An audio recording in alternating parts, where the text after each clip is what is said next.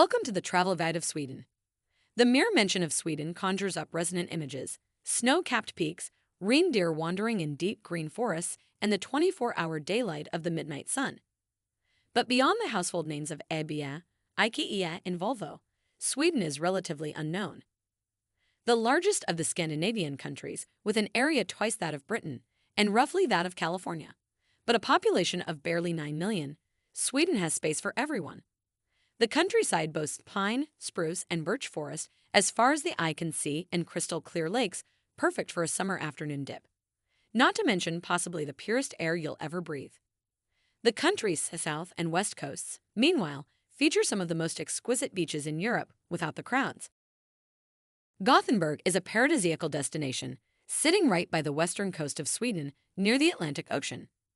Despite being small in terms of area, Gothenburg is the second largest Swedish city, known for its vibrant charisma, friendly locals, urban embellishments, and world-class restaurants. Founded and established as a commercial fishing harbor, Gothenburg has come a long way in industrial developments. Yet, you can find the fishing harbors being filled with huge crowds for most days. This city has doting natural beauties, thanks to the clear view of the Atlantic Ocean and Gulf Stream. One of the best places to visit in Sweden is the Haga neighborhood. Adorned with cobbled paths, you can find small to medium shops and eateries lined up on both sides. For some adventure, you can visit the Skansen-Kronen fort at the top of Risberget Hill and take in the panoramic beauty of the city. If you are looking for a day trip around Gothenburg, no other place will be as thrilling as the Bohuslän archipelago, consisting of more than 8,000 small islands. Gothenburg is known for fika, a unique custom of drinking coffee with companions along with enjoying hagabullen, the city's most famous pastry. Stockholm is the capital of Sweden and has 14 islands and 50 bridges. It is closer to the Baltic Sea. You will find cobblestone streets, ochre buildings, cathedrals that are from 13th century, royal palaces, museums, boat and ferry rides for sightseeing, and many things to do in this city. This is a cosmopolitan city and has picturesque parks, landmarks, scenic spots on the islands, and many historic sites. There are many waterways and lush green sites in and around the city. This is a city where you can see classical as well as modern architecture. There are many places of attraction, buildings, streets, and landmarks that can be visited. Fashion and beauty in Stockholm is top-notch. This is also a great place to shop for clothes, accessories, souvenirs, and gifts. Gamla Stan is the town to be visited as it has been depicted in many of the storybooks. There are also forests and umpteen spaces of archipelago that can be visited. The climate of the city is usually mild throughout the year. Summers have a dramatic sunlight, and July and August are monsoon months. Arlanda is the international airport in Stockholm. Within the city, you can take the bus and rail to commute. Out of all the places, Uppsala has become a doting academic town in the country. Located to the north of Stockholm at a distance of about 35 minutes on the train, the city boasts many historic semblances and reserves, discovering which is nothing but both exciting and thrilling. Uppsala's elegance and pride lie in the joyous and youthful charm of the city, all thanks to the 15th century Uppsala University and the growing industrial sectors. One can consider this city to be the beacon of new and innovative minds, which is why visiting the city is a must.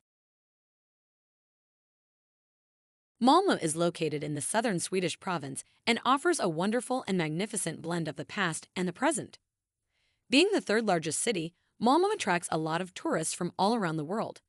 You will get the urban vibes as soon as you step foot in this city. And yet, the heaviness and elegance of the history linger throughout the air. A vibrant culture, an enigmatic history, a joyous lifestyle, and a fast-developing industrial sector are what make the city one of the best Sweden places to visit. Strolling through the cobblestone paths of the Gamla Staden, you can revel in the historic charm of the island. Storage is one of the most visited areas in the Old Town as it's the oldest square in Malmo. There is a 14th century Gothic cathedral with some wonderful Gothic paintings. Just southwest of the area, you can relish the delicacies of Malmo restaurants and fine diners. The Abisko National Park is a part of the famous Alpine Valley of Abisko. Here, you will find the largest alpine lake of the entire Scandinavian region of Northern Europe. The park is a famous spot for experiencing the exclusive alpine vegetation and wildlife. You will have a wonderful picturesque of the lofty hills covered with snow during winters and green plants during the summers on the northern border. Some of the most common and exciting activities are snowmobiling, dog sledding, and photography, making it one of the best Sweden places. Known to be the land of Stenkusten or the Stone Coast, Oland is the second largest island of Sweden. It's a paradisal gateway for many people, thanks to the picturesque beauty and aura of the place. Large, sprawling meadows cover the southwestern region, while a little inside, you will find deciduous forest cover. Lofty cliffs can be seen in the background, which looks marvelous against the stone coast of the island.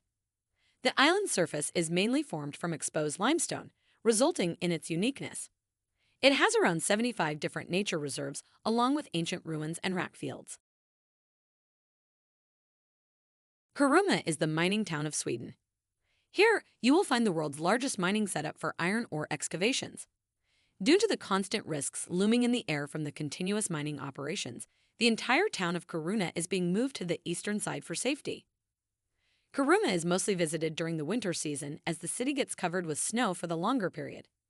It's close to the Alpine region, which further enhances the beauty of the land. Here, you can marvel at the aurora borealis during the winters and visit the famous ice hotel in the Jukkasjärvi region. Dog sledding and reindeer sleigh riders are the two major activities in this region. Tales of good times on Gotland are rife. Wherever you are in Sweden, one mention of this ancient Baltic island 90 kilometers from the mainland will elicit a typical Swedish sigh, followed by an anecdote about what a great place it is. You'll hear that the short summer season is an exciting time to visit, that the place is hot, fun, and lively. These claims are largely true. The island has a distinctly youthful feel, with young, mobile Stockholmers deserting the capital in summer for a boisterous time on its beaches. The flower power era still makes its presence felt with a smattering of elderly VW camper vans lurching off the ferries, but shiny Volvos outnumber them 50 to 1. During summer, the bars, restaurants, and campsites are packed, the streets swarm with revelers, and the sands are awash with bodies. It's not everyone's cup of tea. To avoid the hectic summer altogether, travel in late May or September when, depending on your level of bravado, you might still manage to swim in the waters around the island. Thanks for watching. Please leave your thoughts in comment section and do not forget to subscribe, like, and share.